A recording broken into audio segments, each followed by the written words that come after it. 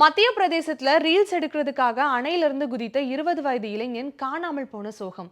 என்ன நடந்தது என்பதை வாங்க பார்க்கலாம்.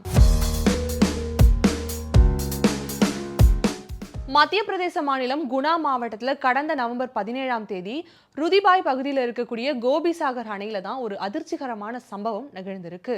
அந்த இடத்துல திபேஷ் சொல்லக்கூடிய 20 வயது இளைஞன் ரீல்ஸ் எடுக்கிறதுக்காக தன்னுடைய நண்பரோட சென்றிருக்காரு. சென்ற பிறகு அந்த இடத்துல இருந்து காணாம போயிருக்காரு.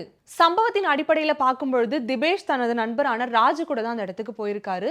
அது மட்டும் இல்லாம அந்த இடத்துக்கு போனதே ரீல்ஸ் எடுக்கிறதுக்காக தான் அப்படின்னு சொல்லப்படுது.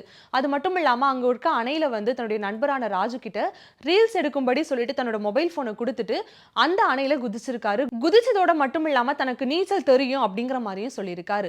சற்று நேரத்திலேயே எதிர்பாராத விதமாக நீர்ல மூழ்க துவங்கி இருக்காரு. மூச்சு முற்ற அவர் என்ன பண்ணிருக்காருன்னா உதவி உதவி அப்படின்னு கத்திருக்காரு. இதன் அடிப்படையில இவருடைய நண்பரான ராஜ் அருகில் இருப்பவர்களுடைய உதவியோட பேரிடர் மீட்பு குழுவிற்கு தகவலை கொடுத்திருக்காங்க. இந்த தகவலை கேட்டதும் பேரிடர் மீட்பு குழுவுமே அந்த இடத்திற்கு விரைந்து வந்திருக்காங்க.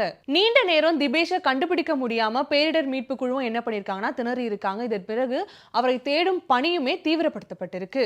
இந்த சம்பவம் குறித்து கருத்து தெரிவித்த ஃபூல் சிங் பஞ்சாரா அப்படின்னு கூடிய அப்பகுதியை சார்ந்த விவசாயி என்ன சொல்லியிருக்காரு அப்படின்னா, அவருடைய குழந்தை தான் அவருக்கு இந்த தகவலை சொல்லியிருக்காங்க. இந்த தகவலை கேட்டுதான் ஒரு சம்பவ இடத்திற்கு விரைந்து போவதற்குள்ளே அவர் நீர்ல மூழ்கி இருக்காரு. பின்னர் சில நொடிகளிலே அவர் காணாமல் போனதாகவும் தெரிவிச்சிருக்காங்க.